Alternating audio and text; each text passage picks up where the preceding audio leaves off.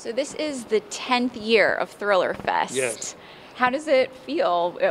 And how has it changed since the first year? Well, it changed. In fact, this is the 11th year for international thriller writers, and the first year, as we were getting organized, we just didn't have the wherewithal to produce an event like this.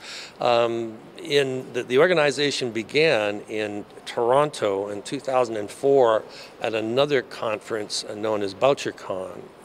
And Gail Linz and I had the thought that it would be useful for thriller writers to get together and, be able to talk to one another and what have you. And it might be nice to have an organization. And we had two principles. One was that it was going to be a way for us all to talk to one another so that we could learn from one another, that it was educating. And the other was that we would provide a mentorship for beginning writers to help them move along, which in its own way is an educating thing too. And we've certainly fulfilled both functions.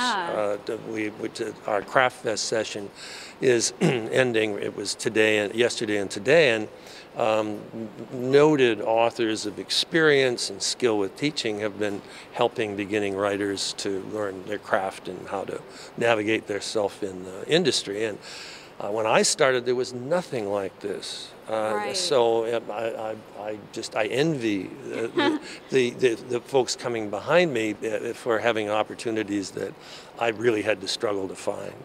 Right, and where did you find those opportunities when you were starting out? When I was, it was very lonely. I had been fortunate to find a professional writer. I was a student at Penn State, and I found a professional writer there whose pen name was William Tenn, and his real name was Philip Klass, and he had been a science fiction writer in the golden age of the 50s, and he was a very, very generous man, and he gave me instruction that was, as I look back, I realize how generous he was, and I still, to this day, imagine him looking over my shoulder to say, David, is that clear enough? Or, can we make this? I do. He's no longer with us, God bless him, but I still, hear him saying, maybe you could just a little bit different and it'll be better. Yeah. And then agents and editors helped me.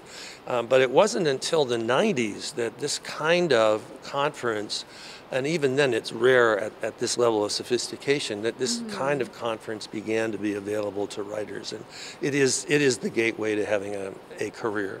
Yeah, what really strikes me about ThrillerFest is that you have authors like you and R.L. Stine with, just rubbing elbows with brand new writers, and you're very accessible for them to speak with and ask questions. Yes, it's amazing, really, and I get starstruck. I mean, there are folks here whose work I just deeply admire, and I say, hey, there's so and so, and I'm privileged to be able to go over on a first name basis and talk to them as a colleague. But at the same time, there are hundreds of people who have not been published, and the brand names, if you want to put it that way, are, as you know, very accessible. This is a very, very friendly bunch. Now, did it take a lot of work and a lot of phone calls to grow it to be as it is today? It was a lot of work. Gail and I started with 60 people at that BoucherCon conference in Toronto in 2004. And it cost me one book in order to try to get this off the ground. Gail and I worked the phones, seeking support and knowing that we needed people who would be there for the long haul, and that we're seeing the vision that we had, and that they too would work toward it. And there's one gentleman, David Dunn.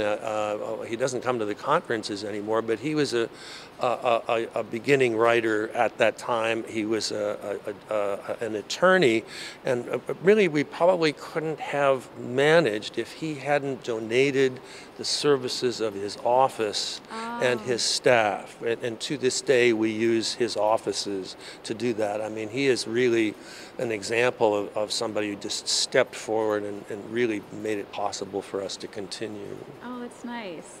And now, changing the subject a little bit, Okay. you have a new I book do, out, correct? yes. Tell us about it. Well, I have recently had a conversion to the Victorian world. This is my 43rd year as a published author. I'm the creator of Rambo and a novel called First Blood, and I'm also known as an espionage writer, a novel called The Brotherhood of the Rose, which was adapted into the only miniseries that ever aired after a Super Bowl. And so, I'm known for various things, but over a 43-year career, you've got to evolve. Right. And in 2009, I fell in love with the Victorian era, and particularly 1850s London, and a real-life man named Thomas de Quincey, who was infamous in his age for having written a book called Confessions of an English Opium Eater. And now opium was readily available everywhere, and cheaply. It was not regulated. People had it in their medicine cabinet as a painkiller. But De Quincey, but they knew it was dangerous. De Quincey let it get away from him, and he became an addict.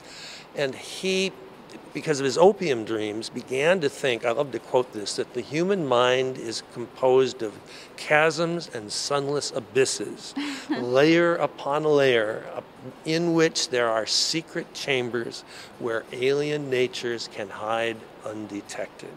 Now that is so That's cool. And it's Freud, but it's 70 years before Freud, and we know Freud read De Quincey. Right. So I had an idea that what I would do is use De Quincey as a kind of early detective, using Freudian themes that didn't exist then, and that he would be in business with the early Scotland Yard people who were just trying. I mean, it's so primitive what law enforcement and what crime scene investigation was like.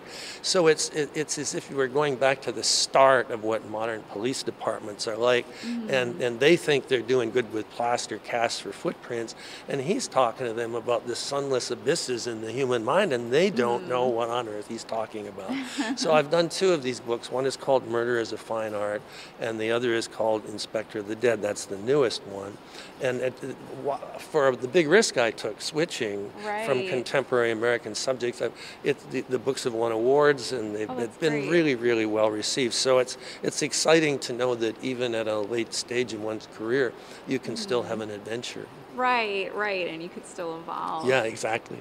Well, thanks so much for speaking with us and for creating ThrillerFest. Oh, well, it's quite a show, as you can see. There are hundreds of people lined up out there to do their pitches to agents and what have you. So, I'm glad you're having fun. Yeah, we like it.